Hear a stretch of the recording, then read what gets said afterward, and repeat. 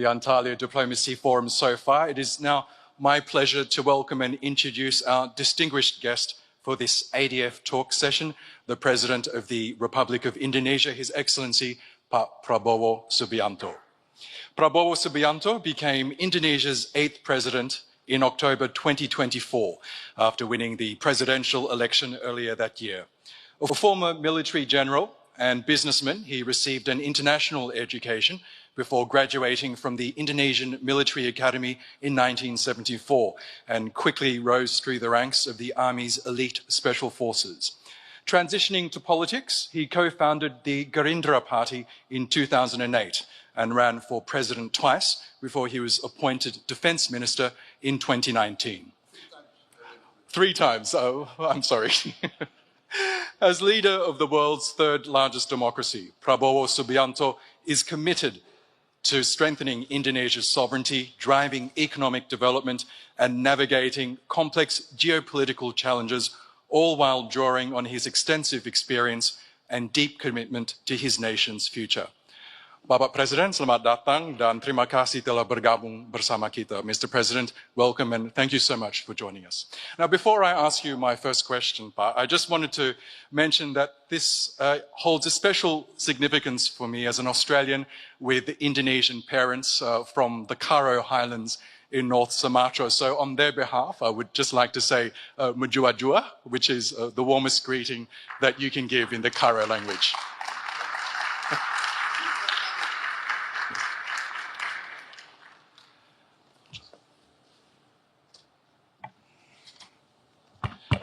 Now, Mr. President, as you know, this year's ADF is held under the theme Reclaiming Diplomacy in a Fragmented World. What does this phrase mean to you exactly in the current global context, and where do you see diplomacy falling short or potentially regaining strength in today's world? Thank you. To be very frank, I tend to be now a bit pessimistic about the success of diplomacy. But I realize that we cannot give up on diplomacy. Why do I say I'm pessimistic? Because what we see now in the reality, the real world, what we are witnessing now is actually the carrying out of the age-old adagium, the age-old, let us say, philosophy of Thucydides, the ancient Greek historian, who said that the strong will do what they can, and the weak will suffer what they must suffer. So this adagium is being played out in front of our eyes. What is happening is might becomes right.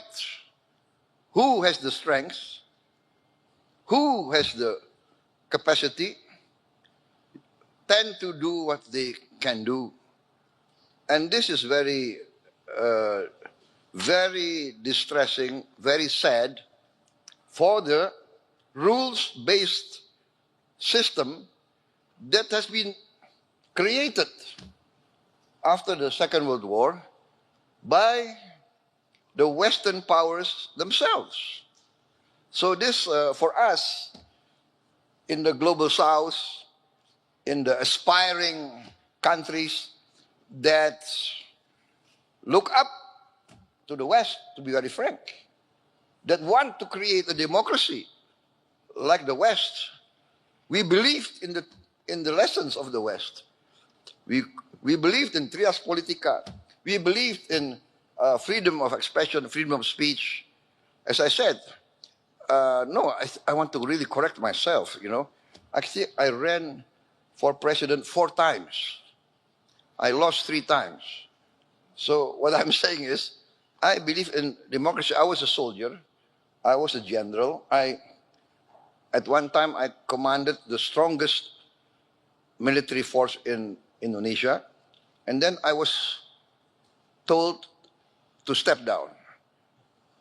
In more direct language, I was fired. But I swore an oath to uphold the Constitution.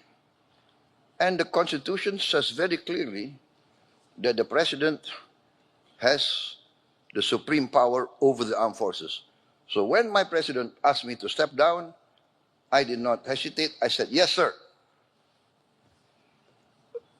So what I'm saying is we believed in democracy. We believed in human rights. We believed in the rules-based order. But now, all of a sudden, we see before our eyes, let us say what President Erdogan mentioned, innocent children, innocent women, unarmed men being massacred in front of the eyes of the whole world. So I'm sorry. Sorry. So this is what I say. I do believe diplomacy is the only way, the best way. But I tend to be a bit sad. What this means is now every country has to prepare for the worst. This will take resources from us needed to eradicate poverty and eradicate hunger. Now we have to invest in a strong defense because we don't know what's going to happen next month, next week. So this is a bit saddening, actually. But yeah, if you want to ask me, I say that we have to go through diplomacy, but many countries now are assessing, I think, and are preparing for the worst. Preparing for the worst. Thank you. Well, Indonesia, as we know, is known as a strong advocate for a more just and balanced global order. It sounds like you want to carry that tradition as well. From your perspective, what would an ideal global order look like? Well, actually, we already have the format. We have the United Nations. We have many institutions which are doing great work. The WHO, many, the UNICEF, the FAO, the Food and Agriculture Organization. They're doing very, very great work, overcoming hunger, you know. So we do have a format. Now, for instance, maybe, you know, there are demands that Security Council, the permanent members, should be increased to represent the reality of this present world. We have big countries like India, big countries like Brazil, you know, many countries that represent a big segment of the world population that feel underrepresented in the highest organs of the United Nations. So actually, we already have a good format, and but then we are saddened that, you know, this good format that's proven effective, bringing down diseases, saving hundreds of thousands of lives everywhere, is in danger of being abandoned. So I would say let's not reinvent the wheel, build on what has been proven to be good, overcome its shortcomings, improve, build on what has been achieved. That's my outlook, my position. We're also witnessing major shifts in global alignments. For example, the execution of me first policies, the changing of alliances, multipolarity. How do you interpret these changes, and what lessons should middle powers like Indonesia draw from these evolving patterns? This is very interesting, but you know, Indonesia, by tradition, we have always been non-aligned. In fact, we are the founders of the non-aligned movement, together with India, Egypt, that time Yugoslavia. So we are the first founders of the non-aligned movement, and by tradition, every Indonesian government has to maintain this tradition. Otherwise, we will lose popular support.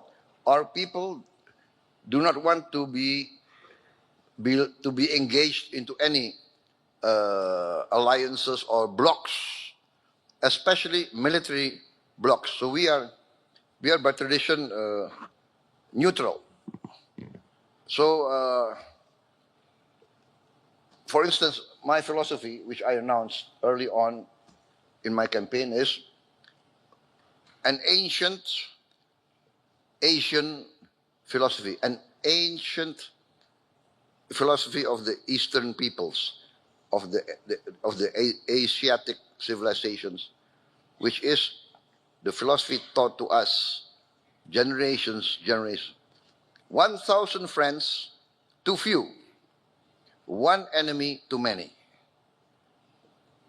It's a very clear and simple sentence, but very difficult to achieve. 1,000 friends too few, one enemy too many. But this is logical because, for instance, where I come from, Southeast Asia, 50 years ago, we were fighting amongst ourselves. We, neighbors, sending troops to each other's territories, claiming each other's territories. This is South Asia 50 years ago. You know, and then amongst the wise leaders at that certain time, at a certain point in history, the leaders of 5 Southeast Asian countries, right, Singapore, Malaysia, Thailand, Philippines, and came to realize, hey, we have urgent agenda for our people. We have to deal with poverty and hunger. Why do we fight amongst ourselves? And then the idea of ASEAN, Association of Southeast Asian Nations, came, and lo and behold, 50 years, no conflict. We still have differences, but we tend to use diplomacy. We tend to talk, and sometimes talk, you know, is very tedious, but better talk than fight. That's our position, you know. And that's the Asian tradition. Sometimes the talk can go on and on and on, but in the end, there is some sort of interaction, some sort of chemistry, and we tend to think of the common interest. So this is my philosophy also. So 1,000 friends. I want to bring Indonesia to a position of good relations with all the big powers, and so that we can be some sort of bridge and mediator, etc., etc., etc. This is our effort. So I announced, when I took over, I announced that I want to carry out a policy of the good neighbor. I want to be a good neighbor to all my neighbors, and even to the outlying powers, the great powers of the world. I want to be on very good terms. I want to respect all the great powers, as I hope they would respect us. Mr. President, you touched on this a little earlier, but one of the most pressing challenges facing the world today is the humanitarian crisis in Palestine. In your view, what does this reveal about the current state of global leadership and diplomacy? Well, I would like to say that, as I said in my first first comments that the situation in Gaza actually is teaching the world that many of the great powers that espouse great ideals now in the eyes of many in the global south have fallen short, basically. I mean, for instance, many of the Western powers, Western countries, come to Indonesia 30 years ago and come to us always teaching. You must do this, you must do that. Human rights, you're not very good in human rights. You're not too democratic. Always come and teach us. And we follow them. We follow them. And then, now we see that you come to us, you teach us human rights, but when you see flagrant violation of human rights in front, every day, every night on television, many of those who come to teach us, they keep quiet. So this is saddening, but it is a waking up. It makes us wake up. Oh, so that's it. You tell us, we must do this, we must do that, we must do this. And then you violate, or you keep quiet, or you accept these violations. How can a 6-year-old boy or girl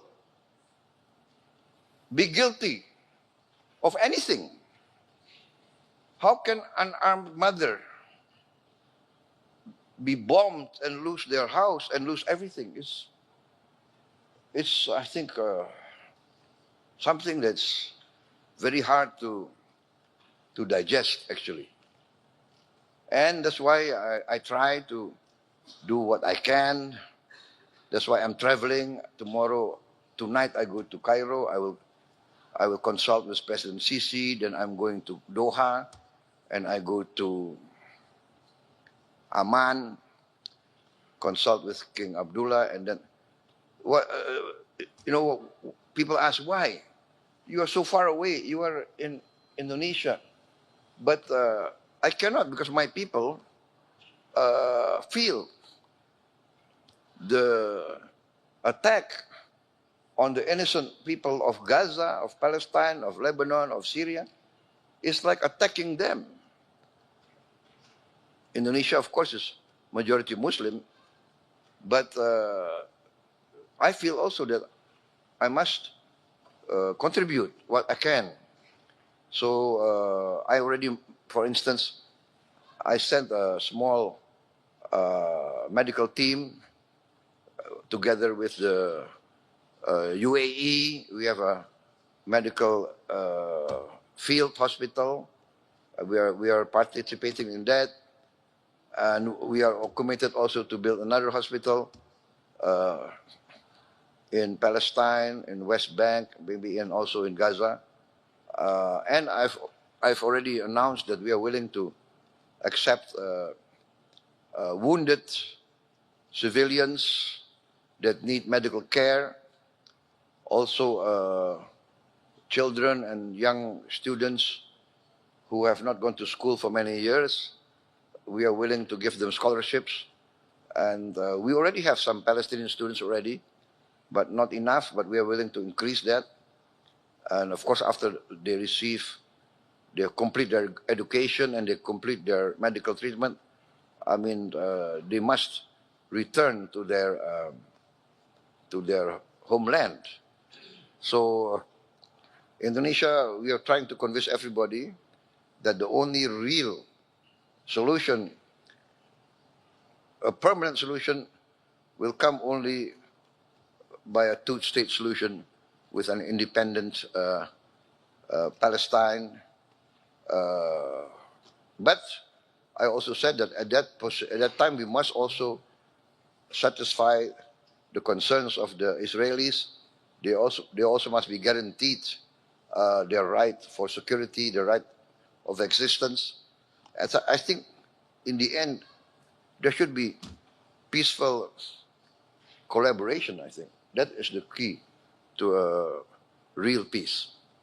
Yes, and we know that your continued support of the Indonesian hospital in Gaza has been key to providing life-saving medical services in the enclave. Now, if I could turn to the Indo-Pacific region, we know the region is increasingly becoming a stage for great power rivalry, a potential flashpoint.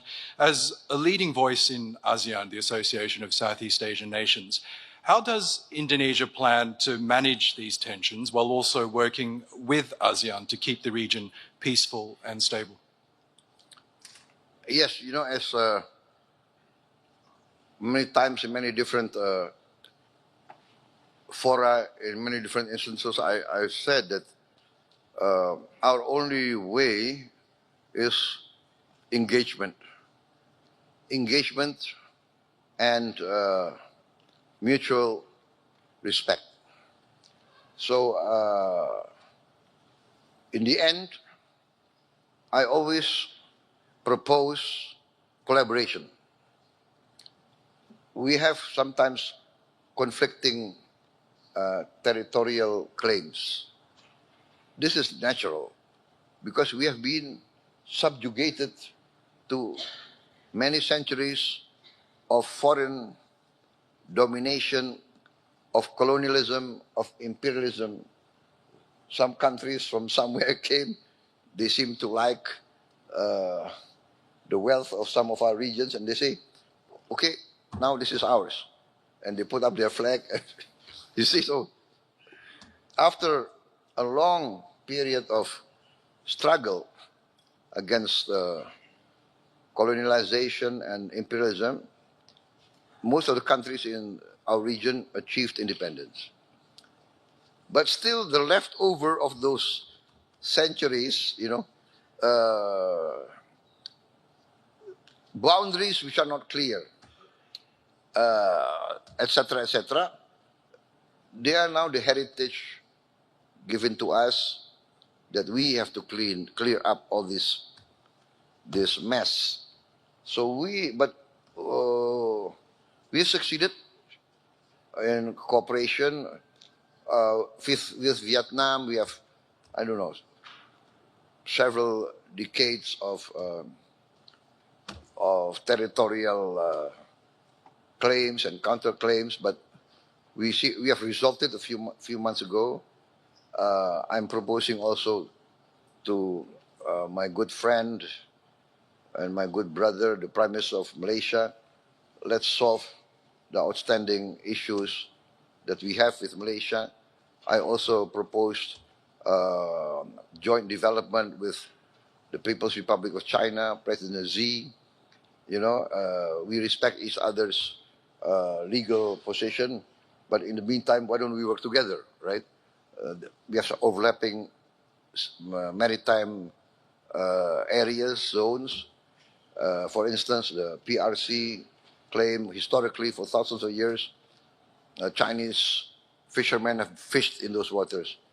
And we claim for thousands of years, Indonesian fishermen have fished in those waters. So I said to President Xi, why don't we have joint development? You know, let's register how many hundreds of Chinese vessels, how many hundreds of Indonesian vessels, within the framework of the international limitations so that we don't have overfishing. Let's give licenses and everybody benefit. So I told everybody that 100% of zero is zero. So might as well work together in the meantime. And President Xi agreed. In fact, he agreed very fast. I proposed this to the Vietnamese. I proposed this to the Malaysians. So this is my approach. Let us work together to achieve common prosperity. Every race, every country, every religion in the world aspire to the same thing. life, liberty, the pursuit of happiness. Everybody needs the basics. Prosperity, there is no prosperity without peace. So this is my approach. Now, becoming president was a hard-fought battle for you. You pointed out that you contested several elections before finally winning last year. Now that you are leader, what is your vision for Indonesia, a nation of more than 280 million people, highly educated? What do you hope to achieve in your time as president? Number one, I have to safeguard the nation's wealth, our natural resources, our wealth must be safeguarded. To protect it and to make it useful for future generations. That's at most, because without the resources, then it's very difficult to achieve prosperity. Number two, we must have wise, correct, and common sense policies. That is the duty of every government, in my opinion. After being an amateur historian, I studied the history of many civilizations. The key to every country's well-being and independence is the ability of every country to guarantee food for its people, food security. And I think this is also the realization of the United Nations. The United Nations several years ago said that the future global crisis will be three. What they say, the FENW, food, energy, and water. So likewise, in Indonesia, I have to guarantee food for my people. Number two, I have to guarantee energy for my people. And then water. Alhamdulillah, thank God, Indonesia, we have abundance of water. We have the other way around. Sometimes we have too much water, and then there's flooding, you see? And that's I would say that's our challenge, right? Like, we must manage our water, that it becomes useful. It doesn't become a natural disaster. And this is also a matter of education, matter of good governance. So that, and then of course, prosperity can only be achieved by the grasp of science and technology. Science and technology will enable us to industrialize. And so education, investment in science, technology, and in education is very important. In our budget, the number one, the highest item in our budget is education. I think it's the highest in the history of Indonesia. And then also I have rolled out a free meal for every children and every pregnant mother of Indonesia. So this is a massive program, very ambitious, but we are getting there. Sorry. At the end of 2025, we will provide meals for 82.9 million mouths by November 2025. So this is our program. We have to. I'm very determined to bring down poverty, especially extreme poverty, and I want to eradicate hunger. Nobody must go hungry in a nation that is a member of the G20. Thank you. And finally, Mr. President, this year marks 75 years of Indonesia-Turkiye diplomatic relations. Both nations share a deep historical bond and strategic partnership. As we look ahead to 2050, which will mark the centenary of this partnership, how do you see that bilateral relationship evolving, especially in addressing shared global challenges? I'm very optimistic in this case. I'm very bullish in the sense that Turkey has a special place in Indonesia, the Indonesian people, you know. Indonesia being majority Muslim, the Ottoman Empire being at that time accepted as the leader of the Islamic community. Relations go through many centuries. Many parts of Indonesia feel the influence of the Ottomans. Many cases we were attacked by foreign powers. The Ottomans came to the assistance of our sultans. So there's this emotional bond. And I think even now, President Erdogan told us that there are Indonesian tourists coming to Turkey, I think in the figure of 200,000 every year. 200,000 Indonesians will visit Turkey. Usually after they go on the Umrah, then they will come to Turkey. And we have 50,000 Turkish citizens coming to Indonesia every year. Can you imagine? We are very far, but this is the close bond. And we are working very good in many fields. So I'm very bullish, I'm very optimistic. I can also attest that many Indonesian citizens now call Turkiye home and have set up delicious Indonesian restaurants in Istanbul to my benefit. So that's a great way of ending. You are living here? In Istanbul, yes, I am, sir. Yes. Very smart, very smart. I'm afraid we could be talking for hours, but I know you have a very packed schedule, Bapak President. That does bring us the end of our discussion. Can we please thank our honored guest, His Excellency Prabowo Subianto, the President of the Republic of Indonesia.